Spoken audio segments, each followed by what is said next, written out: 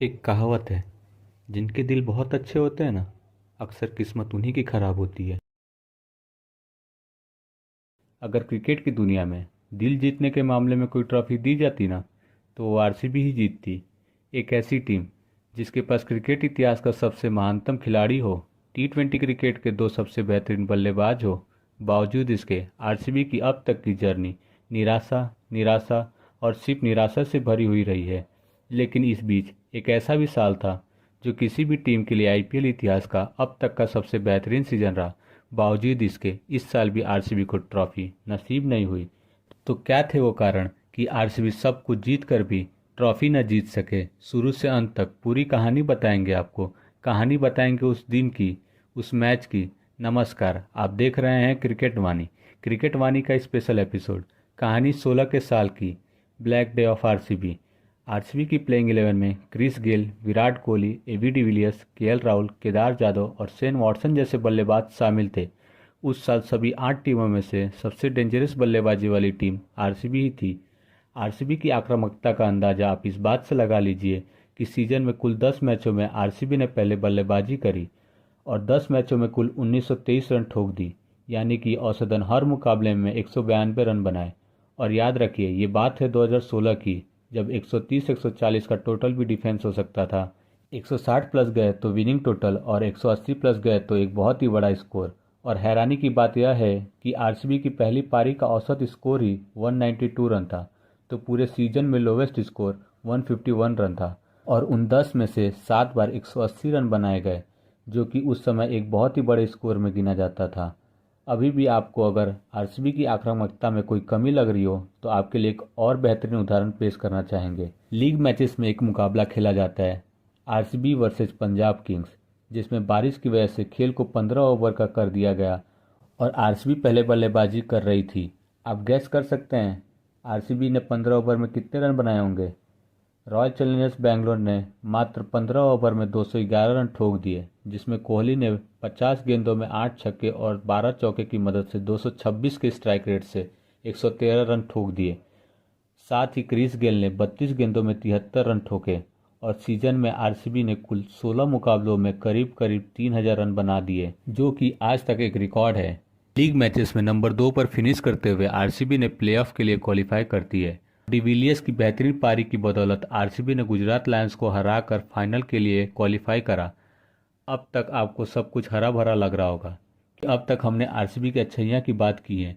इस चकाचौंध सीजन में टीम में कुछ बड़ी कमियां थी जो किसी को भी नहीं दिख रही थी। कहते हैं ना, कई बार सकारात्मकता इतनी मजबूत हो जाती है कि वो नकारात्मकता को ख़त्म कर देती है या छुपा देती है। यहाँ पर वो नेगेटिव साइड जिसका इम्पैक्ट बहुत ही बड़ा था, वो छुप गया, जो बेंगलोर को बेहद महंगा पड़ा। आरसीबी के पास तेज गेंदबाजों के नाम पर श्रीनाथ अरविंद, शेन वॉटसन और क्रिस जॉर्डन थे।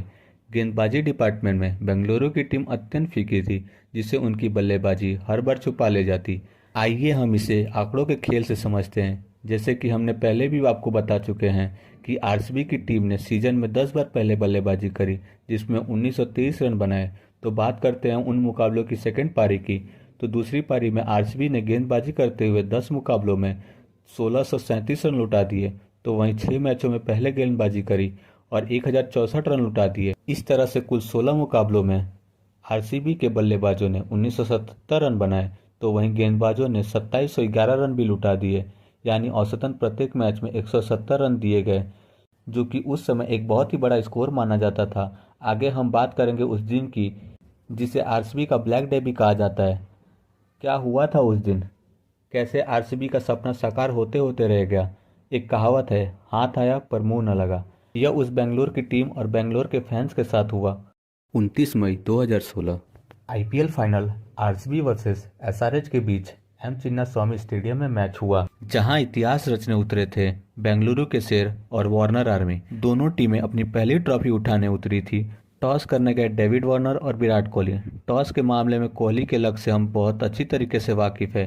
हर 10 में से एक टॉस जीतने वाले कोहली इस महत्वपूर्ण मुकाबले में भी टॉस गंवा दिए और बेंगलुरु को पहले गेंदबाजी करनी पड़ी। हैदराबाद के लिए ओपनिंग करते हुए डेविड वार्नर और शिखर धवन ने आक्रामक शुरुआत ली। दोनों बल्लेबाजों ने पावर प्ले में 60 रन बना दिए और 63 रन के स्कोर पर धवन आउट हुए, लेकिन वार्नर मारे जा रहे थे। दूसरे छोर पर हेनरिकेस को जॉर्डन ने वापस भेजा, लेकिन नंबर 4 पर बैटिंग करने उतरे युवराज सिंह और डेविड वार्नर ने मिलकर आरसीबी के बॉलर को आड़े हाथों लिया।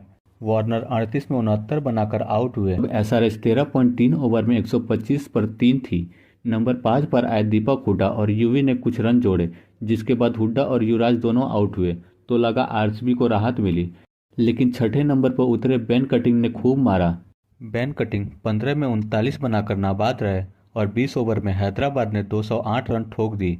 फाइनल मुकाबले में 200 से ज़्यादा रन लुटा देना बेहद ही निराशाजनक था। जो आया मार कर गया। 209 का टारगेट सामान्य तौर पर बहुत बड़ा होता है, लेकिन आरसीबी के लिए यह सामान्य ही था। 209 के टारगेट के बावजूद मुकाबला बराबरी पर खड़ा था। दूसरी पारी की शुरुआत होती है। क्रिस गेल और विराट कोहली ने वैसी ही शुरुआत दी जिसके लिए वे जाने जाते हैं। दोनों बल्लेबाजों ने पावर प्ले में बिना विकेट गिराए 69 रन ठोक दिए। 9 ओवर में ही दोनों ने मिलकर 100 रन ठोक दिए। बेंगलुरु मुकाबले में एक तरफा अंदाज से आगे बढ़ रही थी, लेकिन 10वें ओवर के बाद कुछ ऐसा हुआ जो किसी ने भी नहीं सोचा था। 11वें ओवर में 38 में 76 रन बनाकर गेल आउट हुए, तो वहीं 13वें ओवर में 35 में 54 बनाकर कोहली आउट हुए, जिसके बाद बेंगलुरु की पारी बिखरती चली गई, चाहे वो एबी डिविलियर्स हो, केएल राहुल हो या हो शेन वॉटसन।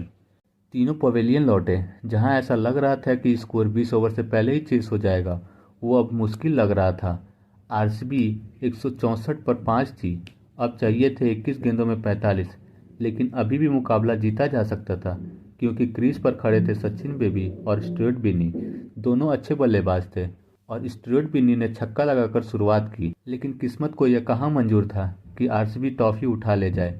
जब आखिरी 2 ओवर में 30 रन चाहिए थे, तो स्टुअर्ट बिन्नी दीपक हुड्डा के थ्रो से रनआउट हो जाते हैं, लेकिन अभी भी सचिन बेबी क्रीज पर थे और मुकाबला जीता जा सकता था। आखिरी ओवर में 18 रन चाहिए थे और जब आखिरी 4 गेंदों में 15 रन की आवश्यकता थी, तो सचिन बेबी 8 पे 17 बनाकर क्रीज पर थे। मुकाबला आरसीबी की ओर झुक सकता था, लेकिन ये किस्मत को मंजूर ही कहाँ था और अगली ही गेंद पर रन लेने दौड़े जॉर्डन रनआउट हो जाते हैं और अब 3 में बचे थे 15, लेकिन अगली ही गेंद पर स्ट्राइक पर सचिन बेबी नहीं रहे और फाइनली आखिरी 3 गेंद में 6 रन बने और आरसीबी की पारी 200 रन पर सिमट गई। मात्र 8 रन से आरसीबी की ट्रॉफी दूर रह गई। वो नम आके सब कुछ बयां कर रही थी। आपके लिए भी एक सवाल छोड़े जाते हैं कि आरसीबी अपनी पहली ट्रॉफी कब जीतेगी। कमेंट करके ज़रूर बताइएगा।